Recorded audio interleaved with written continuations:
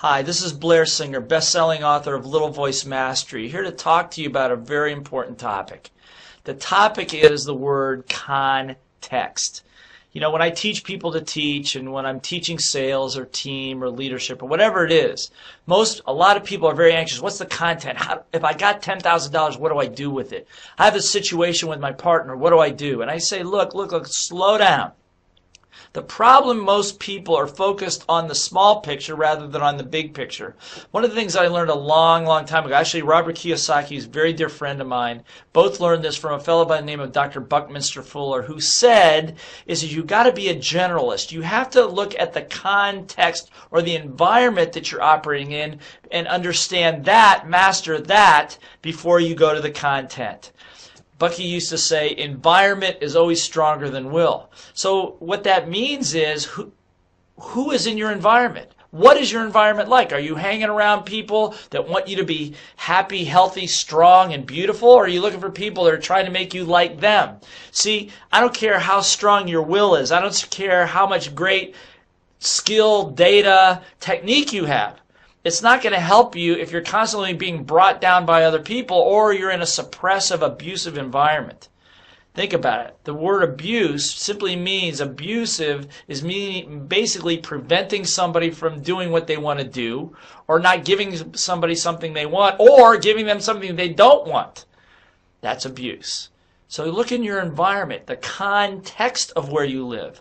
Who are the thoughts? Who are the thoughts that are surrounding you? Whose thoughts are those? Because I can tell you that in my life, I have found that the biggest changes that I'm able to make are not so much when I learn a new technique, a new sales technique. It's when I radically shift my environment and start hanging around people that are in a position where I want to go to. You want to be a great investor? Hang around with great investors. Don't hang around with people that are afraid to invest their money. That's going to stop you and prevent you from being who you want to be. Context, always more important than the content. Another example of this is this. As a business owner, as an entrepreneur, you walk in to work with your team. If you're looking at the environment and the context they're operating in, what are the prevalent thoughts? What are the prevalent attitudes? Not what are the individual tasks they're doing, but what is the context of the environment they're operating in? If you want to be a great leader, you manage the context, not the content. The problem is most people's context, my own context, or whatever I'm able to perceive, for sometimes is too small for the big game that I want to play. If you want to play a big game, then you got to take your little context and expand it much bigger. Be open to more ideas. Be open to change. Be willing to be coached. Most important of all, to be receptive to taking feedback. I find that the biggest thing that stops most people in their context that keeps them small is they don't like feedback unless it's positive. Now, I don't like it either. I mean, sometimes it can be very uncomfortable, but I subject myself to it routinely. Why? Not because I like it, is because I want to get bigger. People ask me, well, why do you go to Mac Newton, my fitness coach, and you go see him at macnewton.com. But he pushes me harder than ever. It's painful. It hurts. Why do I go? Because it's comfortable? No, because he will help me find another gear.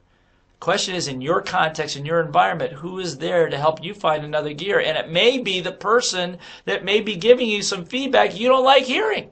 And your little voice goes, well, they don't know what I'm talking about, and I'm right, and all that stuff. And I've got to tell you that one of the reasons Kiyosaki and I have been friends all these years is it because he is not a comfortable person to be around sometimes, and neither am I. And so we as friends, we are willing to give each other feedback that other people won't give us. That's why we hang out. That's why we're friends. That's what you need in your life. So when you look at your context, your environment, who's there? Are you willing to take feedback? Is your context this big or is it this big?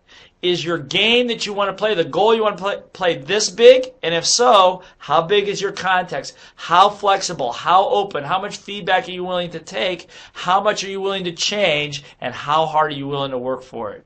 If you just are able to perceive what I'm talking about, your life will already change and the people around you will begin to change magically.